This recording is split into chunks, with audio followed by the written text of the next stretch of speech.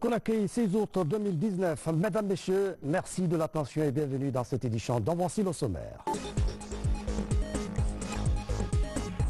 Un hélicoptère de l'armée guinéenne s'est abîmé au large de Kaloum avec à son bord 2 membres d'équipage. Les opérations de recherche se poursuivent. Au sommaire encore, analyse diagnostique des chaînes d'approvisionnement des intrants agricoles. La question est un débat ici à Conakry. Elle regroupe les ex-consultants de la CEDEAO et des acteurs agricoles de la sous-région.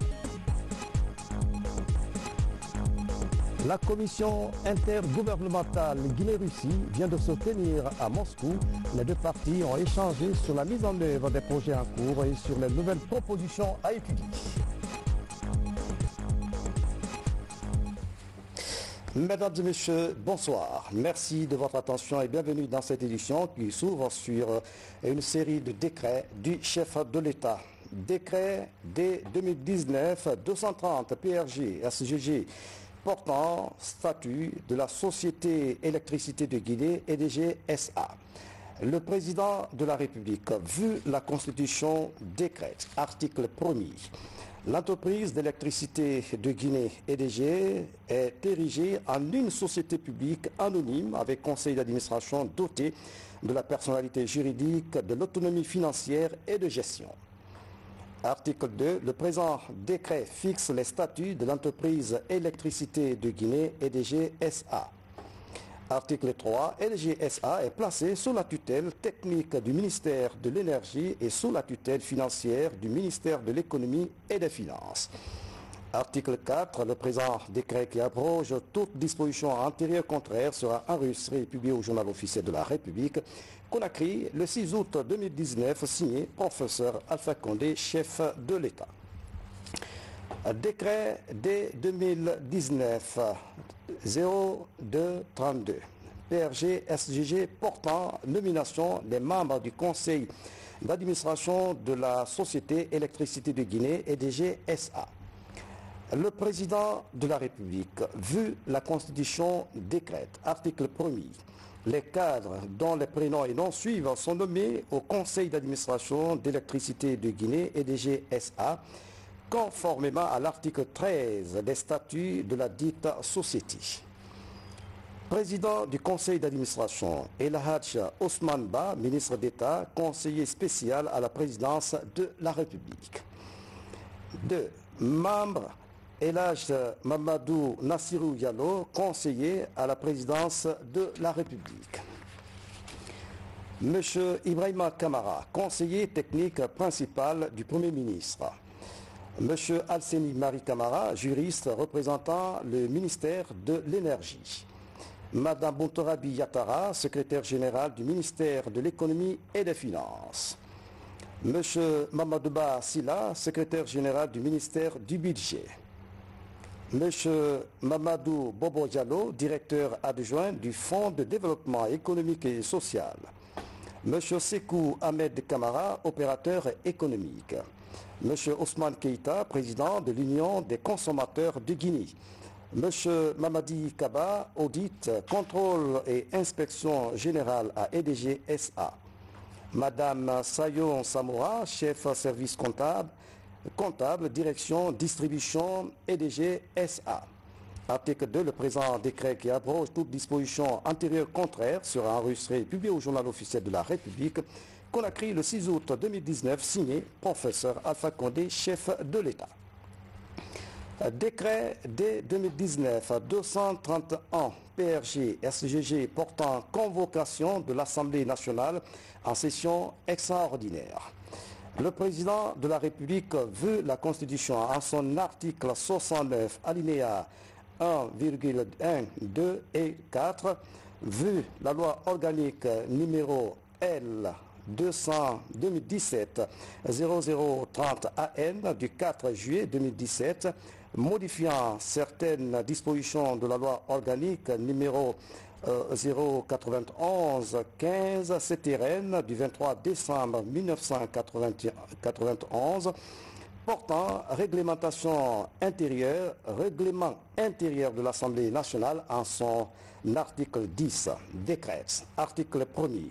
L'Assemblée nationale est convoquée en session extraordinaire vendredi 9 août 2019 à 10 h. Article 2, l'ordre du jour de la session est le suivant. 1. Projet de loi de finances rectificative exercice 2019. 2. Projet de loi portant organisation générale de l'armée. Article 3. La présente session extraordinaire sera close dès épuisement de l'ordre du jour. Article 4. Le présent décret qui prend effet à compter de sa date de signature sera enregistré et publié au journal officiel de la République. Conakry le 6 août 2019, signé professeur Alpha Condé, chef de l'État. Dans l'actualité de ce soir, crash d'un hélicoptère de type écureuil de l'armée de l'air ce matin aux environs de 10 h au large de Kaloum avec 2 membres d'équipage à bord. Des opérations de recherche sont lancées pour les retrouver malgré les mauvaises conditions météorologiques. Mohamed de Camara, reportage. C'est aux environs de 9 h ce mardi qu'un hélicoptère militaire s'est abîmé en mer au large Kaloum, juste derrière ce complexe hôtelier. 2 personnes dont le commandant de bord étaient dans cet appareil de type écureuil. Les premiers témoignages parlent de mauvaises conditions météorologiques. J'étais sous la case qui se trouve là avec un collègue. On est en train de prendre notre café et il y a une forte pluie qui s'abattait, une très forte pluie. Et soudainement, j'ai aperçu un hélicoptère vert, de couleur verte, qui quittait du côté de Onomu, hôtel, et qui venait par là.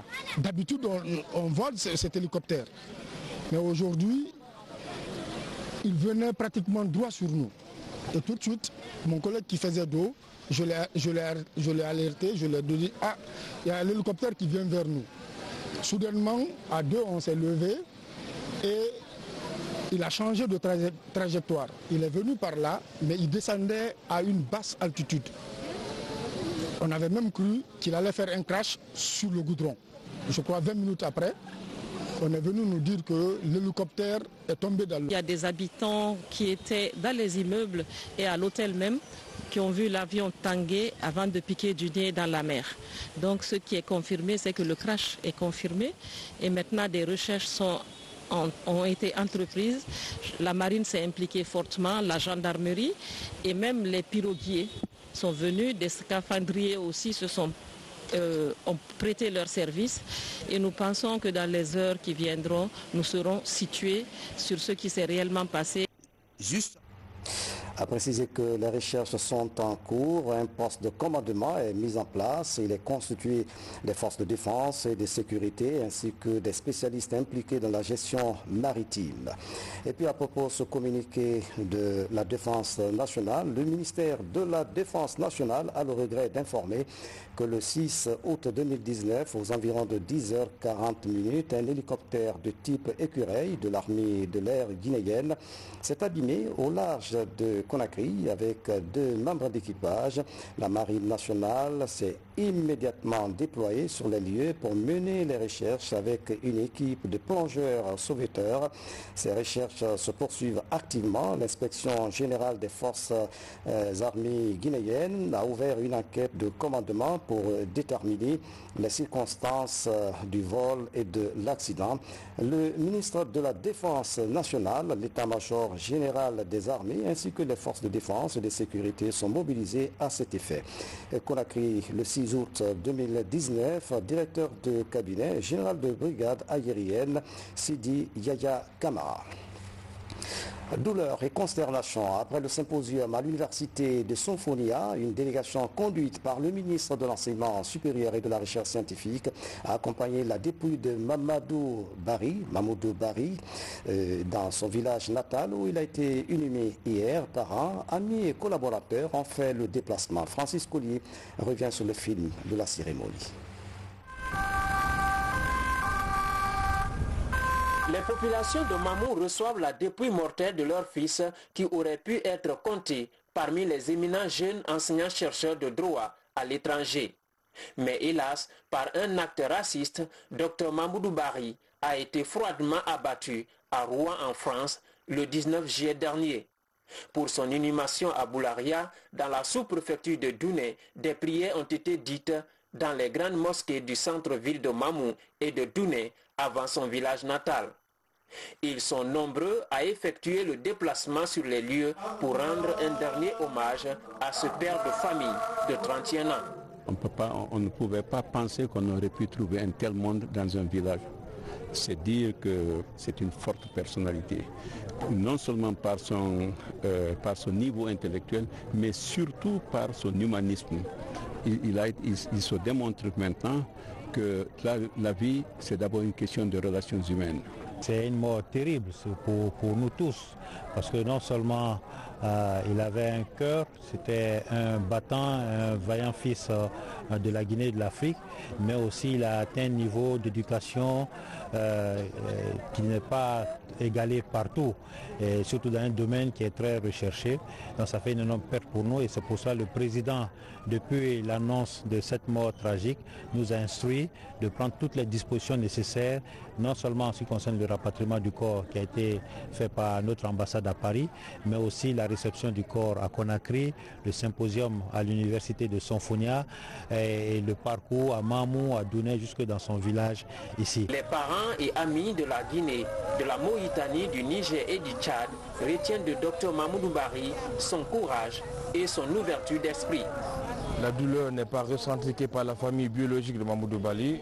On l'aura constaté, ça a touché toute l'humanité, ça dépasse le cadre guinéen, africain et voire même européen. C'était quelqu'un qui avait une vision stratégique, une vision juridique, et il pensait qu'on pouvait changer la société par le droit. Et il a commencé à le faire, notamment dans le cadre de ses activités professionnelles. Il a milité dans plusieurs think tanks comme Thinking Africa, l'Institut de recherche sur la paix, sur l'enseignement et sur la paix en Afrique, mais aussi la Ligue panafricaine UMOJA. Avec le soutien du gouvernement, Dr Mamoudou Bari a reçu un enterrement digne de nom. Et je voulais remercier l'ensemble des autorités guinéennes, l'ensemble des membres de sécurité qui ont participé à nous aider, et tous les gens qui nous ont permis aujourd'hui que notre frère Mamoudou Bari soit enterré dignement. Et quand je vois tous les frères et toutes les sœurs qui sont là aujourd'hui, pour ça moi je pleure, mais c'est plus des pleurs de joie que de pleurs de tristesse. D'autres efforts sont en cours pour immortaliser le fils de Boularia et aussi soutenir la veuve et sa fille de 2 ans. Et puis à propos, voici le message du président de la République française à son Excellence, M. Alpha Condé, président de la République de Guinée. Monsieur le Président, cher Alpha, c'est avec la plus grande émotion que j'ai appris la mort ce 20 juillet de l'enseignant-chercheur franco-guinéen Mamoudou Bari, victime d'une violente agression la veille à Canteleu, Normandie, où il vivait avec sa femme et sa fille de 2 ans. Né en 1988 à Conakry, Mamoudou Bari avait accompli un parcours universitaire d'excellence en Guinée puis en France, menant en parallèle de nombreux travaux de recherche salués par ses pairs. Naturalisé français en 2018, il venait de soutenir devant un jury franco-guinéen une thèse remarquée sur les politiques fiscales et douanières en Afrique francophone. Le procureur de la République s'est immédiatement saisi de l'affaire. Une information judiciaire a été ouverte pour violence ayant entraîné la mort avec caractère raciste. Dans ces circonstances douloureuses, je tiens à vous adresser ainsi qu'aux Guinéens de France mes plus sincères condoléances. Vous pouvez compter sur ma détermination à lutter contre le racisme et la xénophobie sous toutes leurs formes. Je vous prie de croire, Monsieur le Président, à l'assurance de ma très haute considération, mon amitié, Emmanuel Macron, président de la République française. Autre chose au plan national, après les nouvelles inondations enregistrées le week-end dernier à Nongoa, dans la préfecture de Guékédou, une réunion d'urgence a été tenue. Des mesures sont annoncées pour déguerpir tous les occupants des abords du fleuve Bouya. Mohamed Lamine Camara est à Guékédou, reportage. Cela fait aujourd'hui 2 jours qu'il n'y a pas eu de grande pluie sur la ville de Guékédou. ce qui a favorisé une baisse progressive du niveau de l'eau dans plusieurs ménages et cultures affectés. Par contre, des dégâts matériels sont considérables. À cause de l'effondrement des habitations, certaines familles trouvent refuge chez les voisins et d'autres se sont déplacées loin de leur localité. Face à cette situation inquiétante, la mission du ministère de l'administration du territoire et les autorités locales se concertent avec le comité préfectoral de gestion des catastrophes et les partenaires humanitaires. Objectif, évaluer l'ampleur des dégâts en vue de trouver des solutions idoines. Nous avons décidé ensemble de se rendre sur le terrain et prendre des informations véritables, réelles, et voir les dégâts qui ont été causés sur tous les plans. Il y a l'habitat, il y a l'agriculture, il y a l'élevage, la pisciculture et autres domaines. Pendant les saisons des pluies, les inondations sont récurrentes à Guékédou. Sur les 21 quartiers que compose la commune, 17 sont souvent touchés. Les habitations les plus proches des abords du fleuve sont toujours les premières à payer lourdement les frais. De nouvelles mesures correctives conséquentes vont bientôt entrer en vigueur. J'ai demandé au quartier, à la commune, aux responsables à tous les niveaux, non seulement de s'investir et aussi des équipes techniques pour identifier les victimes de cette fois-ci, mais aussi nous avons demandé à tous les habitants des bâtiments qui sont intéressés par cette inondation de quitter provisoirement ces lieux. Au terme de cette rencontre, la chef de la mission du ministère de l'administration du territoire a annoncé l'arrivée des premières assistances que le gouvernement apporte aux sinistrés. Ce mardi, le premier camion sur les 3 annoncés est déjà sur place. L'heure est au débarquement du contenu de cette remorque pour les stocker dans ce magasin. L'ANAFIC 2019, le ministre d'État, secrétaire général de la présidence de la République, Nabi Youssoufo Kiridi Bangoura, vient de lancer les travaux de construction des infrastructures communautaires dans la préfecture du Koya. Le coût s'élève à 8 milliards de francs guinéens. La décentralisation du développement avance. Sankumba Doukouré, Aboubakar Junior Kamara. La joie s'empare des populations de Soumbouya, dans la préfecture de Koya. Ici, les travaux de construction des infrastructures communautaires sont lancés, avec un coût total de 7 milliards 600 millions de francs guinéens au compte de l'ANAFIC 2019. Des écoles, des centres de santé améliorés et des marchés sont entre autres projets choisis par les communautés. Des efforts qui concourent à leur développement conformément aux objectifs de l'Agence nationale de financement des collectivités. C'est un diagnostic communautaire qui est fait à la base et qui est remonté jusqu'à la commune. La mise en commun a été faite. On a fait la priorisation des actions et c'est ce qui nous a valu le choix de ces différents sites pour abriter les actions de l'ANAFIC. Les actions programmées cette année et qui sont financées par l'ANAFIC faisaient partie des attentes et des besoins cruciaux de nos populations à la base. Nous, autorités de la place, on se demandait comment combler ces attentes, comment résoudre ces besoins primaires qui étaient une nécessité fondamentale pour la vie et la survie de nos populations. Aujourd'hui, ces choses faites, hier c'était un rêve, c'est transformé en réalité grâce au président professeur Alpha Condé. 120 jours sont donnés à toutes les entreprises que les communautés elles-mêmes ont recrutées pour exécuter ces travaux. Elles s'engagent à l'unanimité à respecter ces délais et la qualité des travaux conformément au cahier des charges. 30% de l'avance de démarrage des travaux ont été payés à cette date. À présent, nous sommes sur la phase de démolition des bâtiments existants et l'installation du chantier. Parce que le délai, normalement, doit commencer à couler aujourd'hui. De la commune urbaine à la sous-préfecture de Manéya, en passant par les communes rurales de Kouria jusqu'à Wankifon, aucune localité n'est en marge de développement.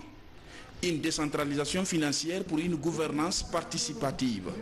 C'est la raison d'affecter 15% des recettes minières aux collectivités locales du pays. Un comité local de supervision des travaux est recommandé pour le respect des délais contractuels. Ils ont choisi des entrepreneurs qui connaissent. En plus, il est mis en place des comités d'éthique et de transparence qui permettent de suivre les travaux. Dans 3 mois, dans certains cas, dans 4 mois dans d'autres, nous reviendrons tous ici pour les inaugurations. Mais l'administration ne restera pas là. Quand même, la préfecture et le gouvernorat de la région continueront à veiller sur la bonne exécution des marchés. Il y a l'ANAFIC aussi qui a une direction, un service suivi et évaluation qui veillera à ce que les délais soient respectés, que les qualités exigées soient respectées. Dans la préfecture de Koya, l'ANAFIC finance 13 actions de développement pour l'année 2019. Dans l'actualité encore, les membres du comité interparti en concertation à Conakry sur la table les questions électorales, le choix d'un opérateur en charge de la révision des listes électorales et le mode de calcul des effectifs des membres de démembrement. Le point avec Makeme Dunzo. La CENI s'engage à impliquer toutes les parties prenantes dans les différentes activités liées aux prochaines consultations électorales. Pour la 2e fois, le comité interparti fait le point sur des changements survenus dans l'achat du matériel électoral, le choix d'un opérateur de révision des listes électorales et l'installation des démembrements. L'État fournit les kits, la CENI a fait l'acquisition du logiciel de gestion du fichier électoral et la CENI recrute un opérateur technique qui va faire les opérations de révision. Donc au lieu d'un, nous partons à trois intervenants et expliquer aussi l'installation des démembrements, le mode de calcul, la répartition des différents quotas par entité, mouvance présidentielle, opposition, administration et la société civile à l'intérieur des démembrements, conformément à la nouvelle loi.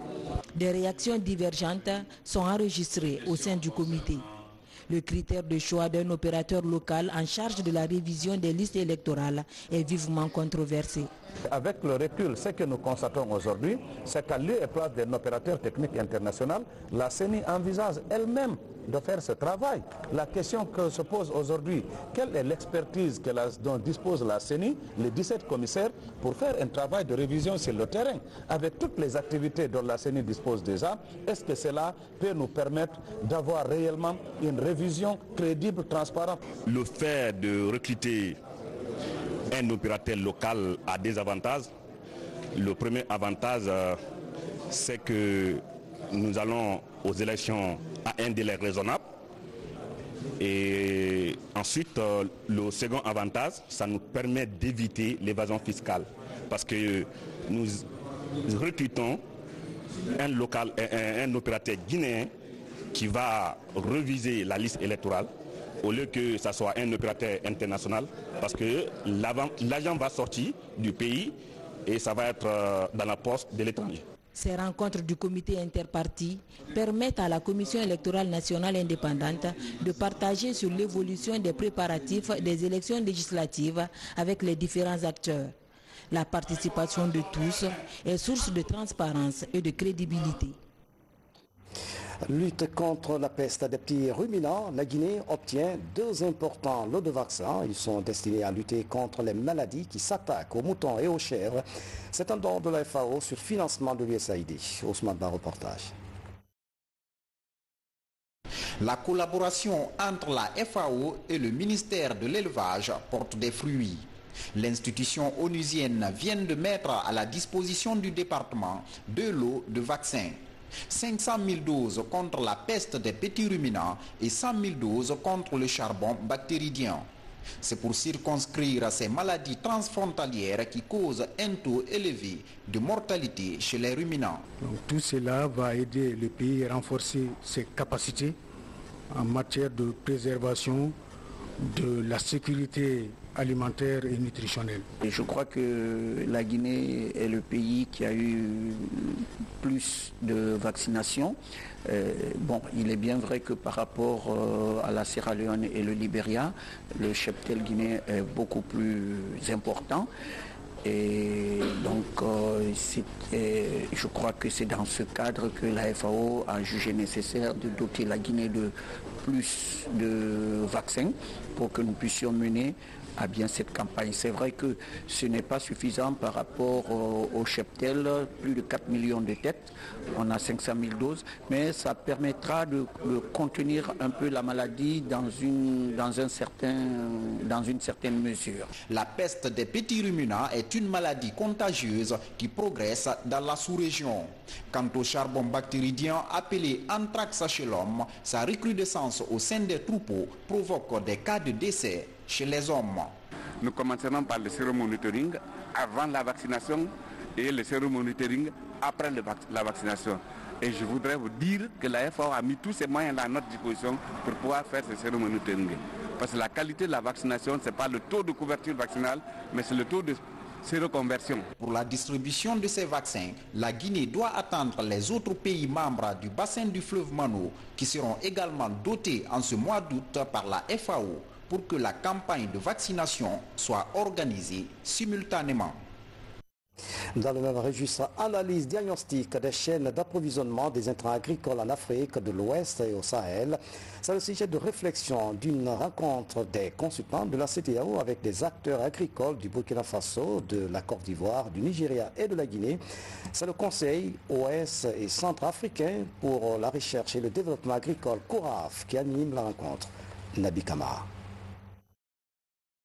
Collecter et analyser les données actualisées sur les stratégies et initiatives en cours en matière d'approvisionnement en intrants agricoles de qualité. C'est l'une des missions que la CEDEAO a assignées à ses consultants dans les pays de la sous-région. C'est justement dans la perspective de l'élaboration d'une stratégie durable pour corriger les défaillances et préserver les acquis dans ces domaines stratégiques pour le développement de nos pays. Il s'agit en fait de développer un document de vision commune pour toute la communauté afin qu'on puisse faciliter la production, la distribution et l'accès des intrants de qualité aux producteurs. Ici, les intrants concernent aussi bien les intrants pour la production végétale, notamment les semences, les engrais, les pesticides, mais aussi les intrants pour la production animale et aquacole. Ici à Conakry, le CORAF est venu s'entretenir pendant 2 jours avec les différents acteurs clés de la chaîne de valeur agricole du Burkina Faso, de la Côte d'Ivoire, de la Guinée. Professionnels de la filière bois sur place, plusieurs hectares ont été reboisés avec des plantes à croissance rapide. Mamadou Saliouba, reportage. Au large de Conakry, l'île de Kassa apparaît comme une ceinture verte pour la capitale guinéenne. Pourtant, cette île est confrontée à l'érosion côtière et à la coupe incontrôlée du bois. Pour freiner cette agression de la nature et restaurer l'écosystème, les insulaires reçoivent les cadres du département de l'environnement et la Fédération nationale de la filière bois. Le défi est de restaurer plusieurs hectares avec des plantes à croissance rapide en faveur de la communauté. Notre objectif, c'est l'implication des communautés à la base. Alors, cette année, nous avons pensé la communauté de l'île de Kassa. Il faut aussi venir vers eux, leur motiver et leur montrer l'importance de la restauration du couvert végétal, surtout qui vivent des mangroves. Donc, alors, il faut leur expliquer et leur motiver, leur faire comprendre que si nous nous impliquons, chacun s'implique, franchement, on aura nos mangroves et nos forêts, c'est des ressources renouvelables, on peut exploiter et nous pouvons aussi les renouveler. Ce programme gouvernemental vient à point nommé la reconstruction du couvert végétal de notre pays, qui est fortement touché et endommagé. Et nous saluons cette initiative et nous sommes prêts au niveau de la mairie de Conakry, de Kaloum, d'accompagner ce programme qui est un programme fédérateur et qui est un programme qui améliorera les conditions de vie des populations de la Guinée. Dans cette île érigée en commune rurale, il y a seulement quelques années, le challenge des autorités locales est de faire de Kassa le poumon écologique de la capitale guinéenne. Une ambition qui doit lier développement communautaire et préservation de l'environnement. Pour l'atteinte des objectifs, il est évident que nous, au ministère de l'Environnement, avec les instructions de monsieur le ministre d'État, ministre de l'Environnement, des Eaux et Forêts, nous avons mis en branle un principe qui nous est cher. Et ce principe-là, c'est le principe de la transversalité. Cela voudrait dire que pour atteindre l'objectif, il faudrait impliquer toutes les parties prenantes. Au compte de la campagne de reboisement 2019, il est prévu la restauration de plus de 3000 hectares à travers le pays. L'implication du chef de l'État a donné un élan particulier à ce vaste programme de restauration du couvert végétal. Voici à présent quelques nouvelles nationales traitées sous forme de télégramme à l'image avec Moussa Bangoa. L'initiative présidentielle dans le domaine du reboisement fait du chemin dans le pays. Pour accompagner les autorités dans cette mission de lutte contre le réchauffement climatique, la Fondation Hadja Kadiet Ndiaye pour la protection de l'environnement et développement durable en Guinée a procédé au reboisement de 8 hectares dans la localité de Serebade, préfecture de Boufa. Le reboisement qui doit être fait là, ça rentre non seulement dans la régulation de notre climat national. Ce reboisement, une fois les plantes qui vont être là et protégées, vont contribuer à la réduction des gaz à effet de serre.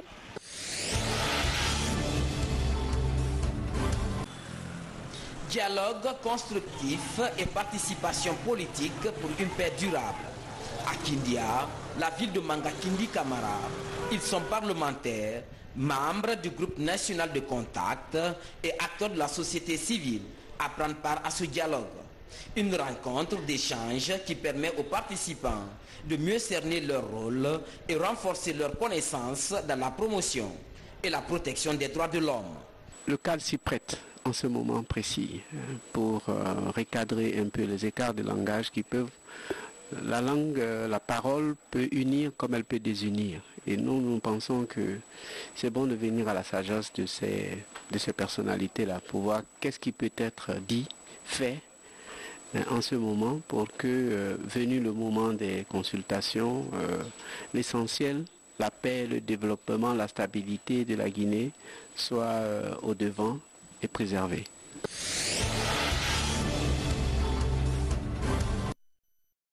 Contribuer à la modernisation du système de l'état civil en Guinée et appliquer correctement les procédures d'enregistrement des faits d'état civil et statistiques vitales. Tels sont entre autres défis à relever par le gouvernement et ses partenaires. Au gouvernorat de Conakry, agents de l'état civil, de la santé et autres auxiliaires de justice renforcent leurs capacités. Vous savez, il y a eu d'abord une phase d'expérimentation pilote en région des Zérekoré. Donc aujourd'hui, les services de cette région ont affiché une performance qui invite et qui fait croire qu'avec les autres régions, la Guinée pourra atteindre le niveau de performance qui est consacré au niveau international, qui est au-delà de 85%. Comment mettre de l'ordre dans la prestation des cliniques privées du pays? La question a regroupé les médecins des deux structures sanitaires privées, à savoir la CPG et l'OLAMEL. Il s'agit pour ces médecins d'expliquer aux hommes de médias la nouvelle stratégie qu'ils comptent mettre en place pour bien réglementer le secteur de la santé en vue de soulager les patients. Nous étions là pour proposer des solutions suite à la défaillance du système sanitaire privé qui ne concerne qu'une minorité. Et alors ces solutions qui sont passées nécessairement par la réforme du système sanitaire privé, toutes les recommandations ici faites, si nous les obtenons au haut lieu, c'est-à-dire au niveau de nos autorités supérieures, nous allons travailler pour réglementer le secteur. Et puis la 6e session de la commission mixte intergouvernementale Russie-Guinée vient de se tenir à Moscou. La délégation guinéenne était conduite par la ministre de la Coopération en compagnie des représentants des départements de la coopération économique, scientifique, technique et commerciale. Les deux parties ont fait l'état des lieux quant à la mise en œuvre des projets en cours. Valérie Talimanet commente ces images. C'est la 6e rencontre intergouvernementale russo-guinéenne. Cette rencontre biennale se tient cette année à Moscou après la 5e session organisé à Conakry. Le motif est de contribuer au renforcement des relations d'amitié et de coopération bilatérale. Ici à Moscou, les 2 jours de travaux ont permis aux différentes parties de se pencher sur plusieurs axes de coopération, parmi lesquels la recherche géologique et minière, la mutualisation des infrastructures ferroviaires, mais aussi la construction du chemin de fer Conakry-Bamako via Cancan. Lors de cette rencontre mixte, 18 projets d'accord sont élaborés et paraphés notamment dans les mines avec l'exploration, l'exploitation du sous-sol, la réhabilitation de l'usine Frigia, mais aussi la restauration de la base de données géologiques. L'autre sujet abordé par les 2 parties est l'amélioration du cadre juridique et contractuel du secteur de défense. Pour le volet diplomatie, c'est l'actualisation du protocole d'accord sur les consultations politiques entre les ministères des Affaires étrangères de la Russie et de la Guinée.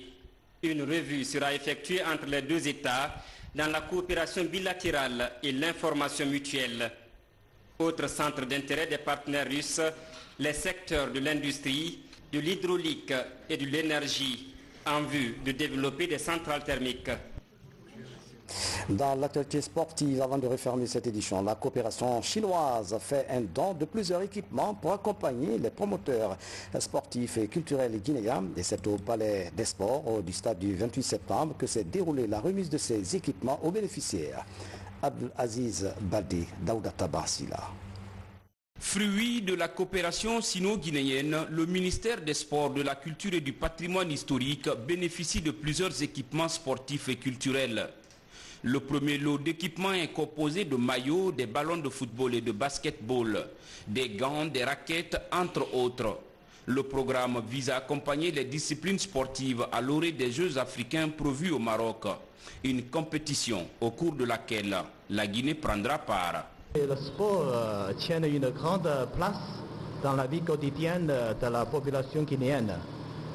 J'espère que ce don sera utilisé à bon escient et contribuera à renforcer davantage l'amitié traditionnelle, en particulier les échanges sportifs et culturels entre nos 2 pays. Donc nous sommes très contents parce que ça va nous permettre de doter de certaines disciplines, de certaines fédérations sportives d'équipements. Non, il y a à peu près plusieurs, vous avez vu, il y a beaucoup d'équipements. Il y a des ballons, des maillots, il y a pour le tennis de table, le tennis de champ, il y a des tapis. Il y a des tapis pour les sports de combat. Parce que vous savez, la semaine prochaine, la Guinée sera aux Jeux africains. Donc, c'est dès maintenant que nous avons commencé déjà à préparer nos athlètes. Donc, ces équipements seront mis à la disposition de ces athlètes. Et comme je l'ai dit, nous allons suivre pour que ces équipements soient utilisés à bon escient. En Chine, la culture occupe également une place importante dans la société. Aujourd'hui, avec ce geste, elle témoigne par ailleurs son attachement au rayonnement de la culture guinéenne. Des initiatives qui enchantent les promoteurs culturels. On a aussi des équipements pour les orchestres, il y a des guitares, des saxos. On a aussi eu, parce qu'il y a aussi le côté patrimoine culturel qu'on ne néglige pas, où il y a des peintres, vous savez, qui relèvent du musée national de Sandervalia. Eux aussi ont eu du matériel et beaucoup de choses à donner. Avec cet appui, les relations entre la Guinée et la Chine se renforcent davantage. À date, l'Empire du Milieu promet aussi d'apporter son soutien pour la construction du Palais de la Culture, une réalisation qui tient à cœur au département de tutelle. Fin de cette édition à tous. Merci de nous avoir suivis. Excellente soirée, où que vous soyez dans le monde. À demain.